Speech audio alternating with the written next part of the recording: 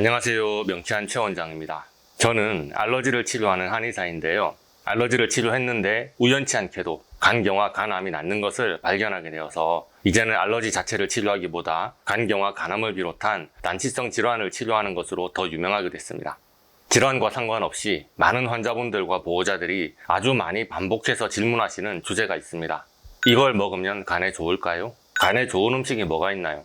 이런 식으로 땡땡땡에 좋은 음식이라는 키워드는 언제나 네이버 검색 순위 상위에 올라 있는데요. 이 땡땡땡이 바로 질병명입니다.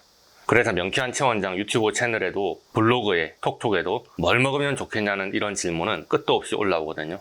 그런데 제가 귀에 딱지가 앉을 만큼 계속 말씀드렸습니다. 간이 이상하거나 느껴졌을 때는 이미 7 내지 80% 이상 간이 망가진 상태입니다.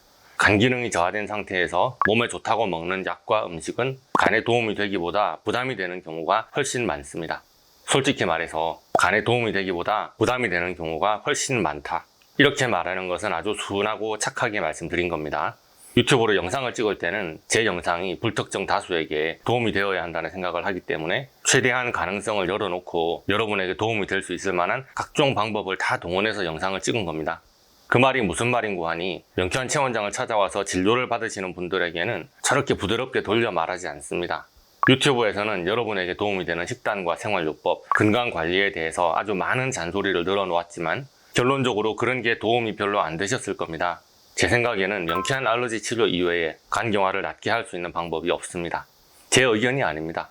지난번에 지방간염 치료제 레즈디프라가 간경화를 치료할 수 있을 것인가? 그 영상에서 한번 얘기를 꺼냈었는데요. 제 의견이 아니라는 의미에서 영어 번역하지 않고 그림 그대로 보여드리겠습니다. 정상간에서 MASLD, 대사 이상으로 인한 지방성 간 질환으로 악화되어도 이 정도 단계에서는 증상이 없습니다. MASH로 악화돼서 염증이 생기면 간 수치가 올라가고 간 기능이 떨어지는데요. 정상으로 완치될 수 있는 단계가 딱 여기까지입니다. 간경화로 악화되면 간이식 말고는 답이 없다. 악화되는 속도를 최대한 늦춰보려고 노력할 뿐이다. 병원의 주치의가 그렇게 말할 때는 그것이 의학계의 공식 입장이라는 뜻입니다. MASH에서 MASLD, 정상간으로는 거꾸로 돌아오는 화살표가 있습니다. 그런데 시로시스, 간경화죠. 그 단계로 넘어가면 거꾸로 돌아오는 화살표가 없습니다.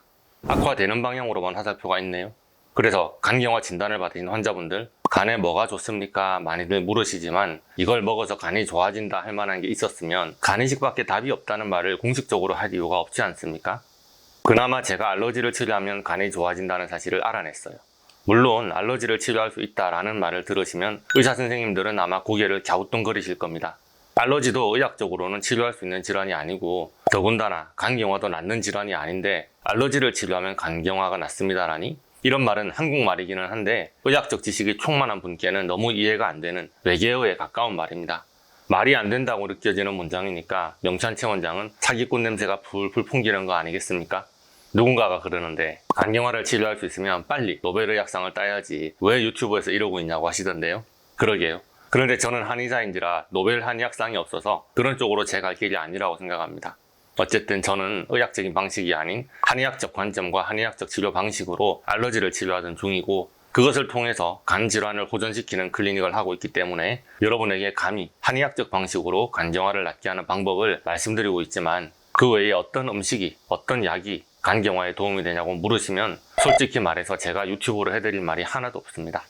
자기 한의원 오라는 얘기를 이렇게 길게 하네. 뭐 이런 식으로 댓글을 달고 조롱하시는 분들도 간혹 계시기는 하지만 어차피 병원에서 안 낫는다고 확정해버린 질환인데 나을 수 있다는 말을 해드리는 것만으로도 아주 큰 의미가 있다고 생각합니다. 자, 그래서 간경화, 간암 환자분들 간 질환에서 회복되기 위해서는 드시는 음식에 대한 알러지를 모두 치료해야 합니다.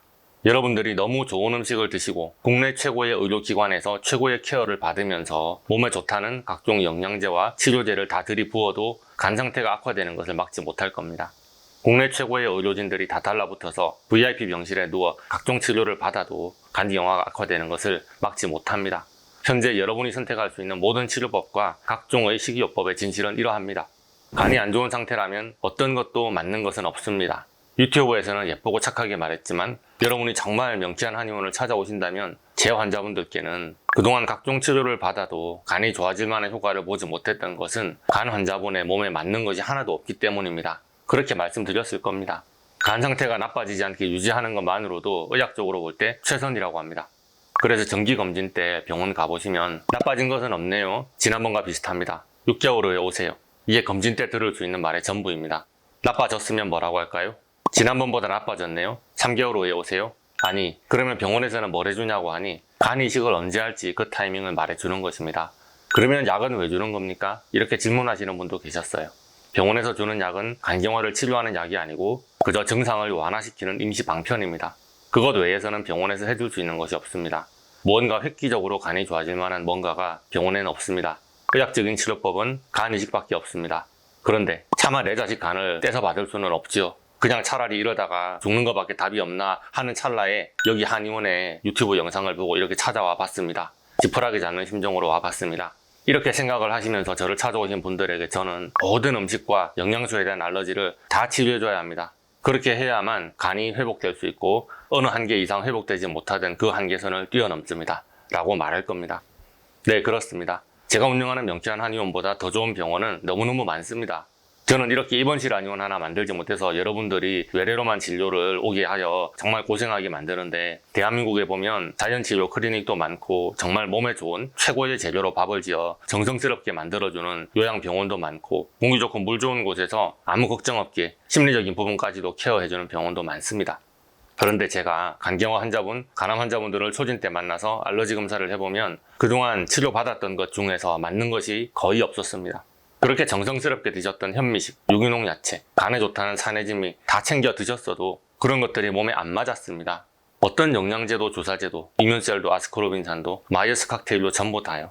천연 발효 효모도, 산에서 갓 키워온 자연산 버섯도, 몸에 좋다는 약수도 다 안 맞았습니다.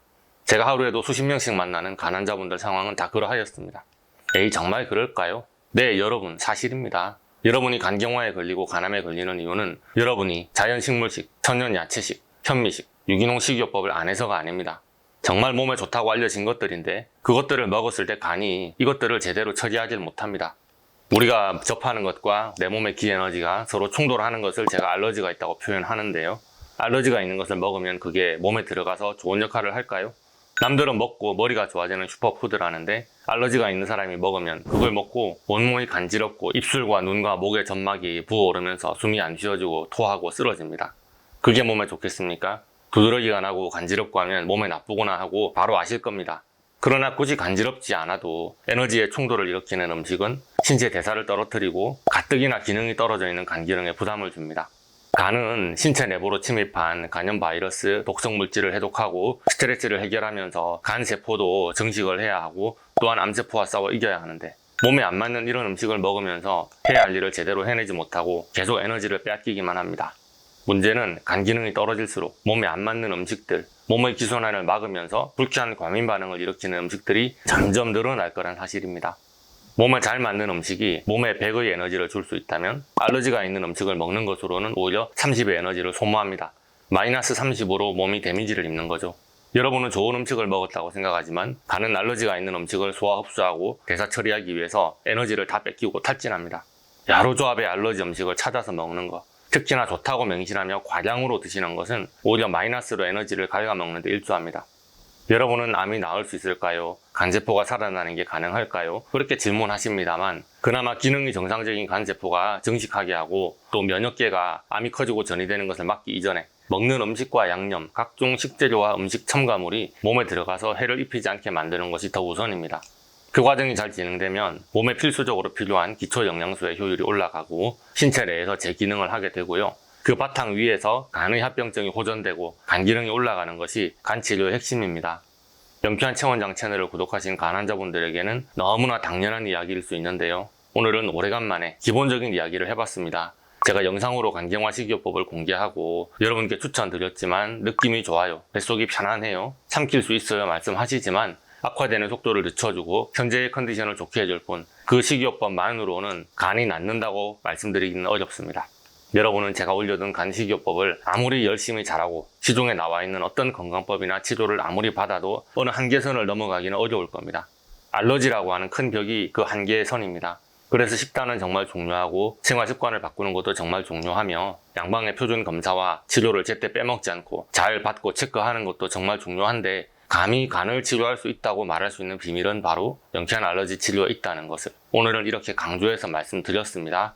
오늘의 영상이 도움이 되셨다면 좋아요, 구독, 알림 설정 부탁드리겠고요. 또 질문 있으신 분들은 네이버 톡톡이나 댓글로 문의해 주시면 되겠습니다. 감사합니다.